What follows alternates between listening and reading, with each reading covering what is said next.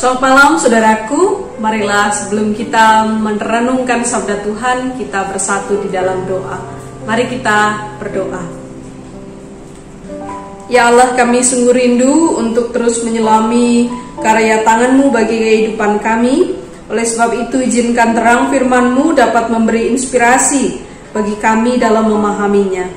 Biarlah penyertaan Tuhan yang menuntun ketika kami mendengar dan merenungkan sabda-Mu.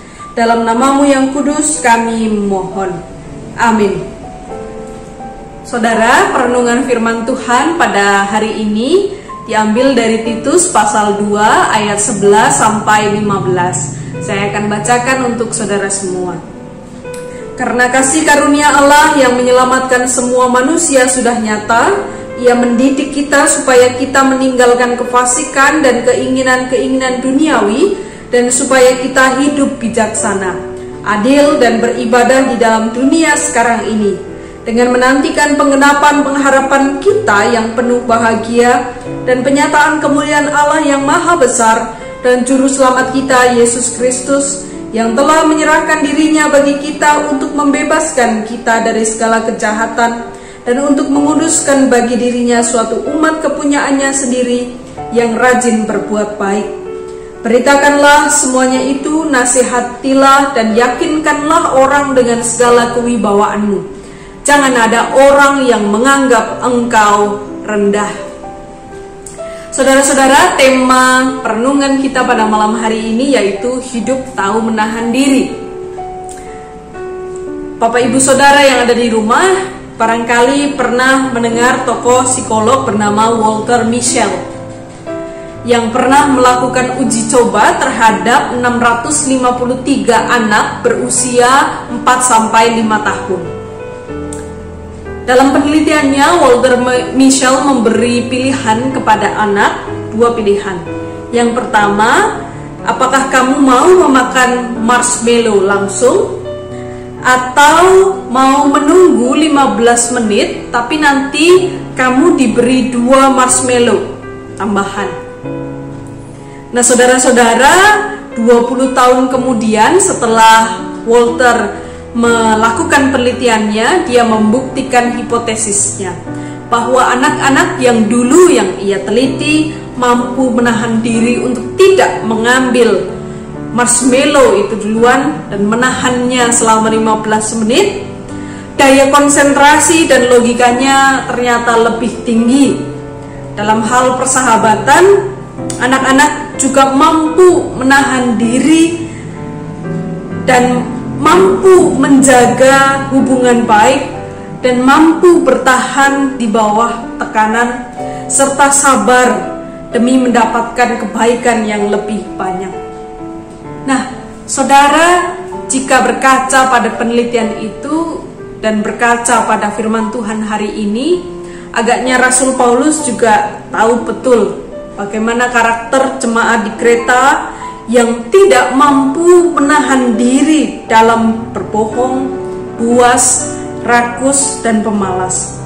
Rakus dalam kamus besar bahasa Indonesia berarti keinginan untuk memperoleh lebih banyak dari yang diperlukan. Orang yang seperti demikian tidak pernah merasa puas dengan apa yang ada di hadapannya hari ini. Dia hidup dengan kegelisahan dan kekhawatiran sepanjang hari. Oleh sebab itu, Rasul Paulus melalui Titus kembali mengingatkan bahwa mereka hidup hanya karena kasih karunia Allah. Kasih karunia itu yang mendidik manusia untuk tahu menahan diri, tahu untuk tulus dan setia kepada Allah, menahan diri, menanggalkan keinginan-keinginan duniawi, dan hidup sesuai dengan kehendak Allah bukan soal sepele bagi jemaat di Kreta. Pasti sulit betul untuk dijalani pada waktu itu. Namun Rasul Paulus menegaskan, bila jemaat di Kreta cermat menangkap maksud didikan Allah, anjuran untuk menahan diri yang diajarkan kepada mereka bukan hanya tentang menunggu dalam kurun waktu tertentu, namun juga mengajarkan ketegaran, kemampuan untuk menenangkan diri, menahan agar kontrol masih dalam genggaman, melatih diri untuk mengusahakan kebutuhan bukan keinginan, dan lain sebagainya. Saudara, hasil dari menerapkan hidup dengan menahan diri memang tidak bisa dibuktikan sekarang atau keesokan harinya. Kita dapat menguji berhasil atau tidaknya baru bertahun-tahun kemudian, setelah kita melewati berbagai peristiwa dan tantangan di dalam hidup. Nah, pertanyaannya sekarang, bersediakah saudara untuk hidup tegar dan menahan diri dari keinginan-keinginan duniawi mulai hari ini? Tuhan memberkati. Mari kita berdoa. Ya Allah, kami mengaku di hadapan-Mu bahwa seringkali kami kehilangan kemampuan untuk menahan diri dari rupa-rupa hal yang kami sadari itu akan merugikan diri kami sendiri, tapi juga merugikan orang lain. Perilaku maupun tutur kata kami seringkali menjadi batu sandungan bagi orang lain karena ketidakmampuan kami untuk menahan diri. Kami memohon rahmat dan belas kasih-Mu agar hari demi hari kami boleh memperbaiki diri dan hidup kami boleh menjadi cerminan wajah Kristus sendiri.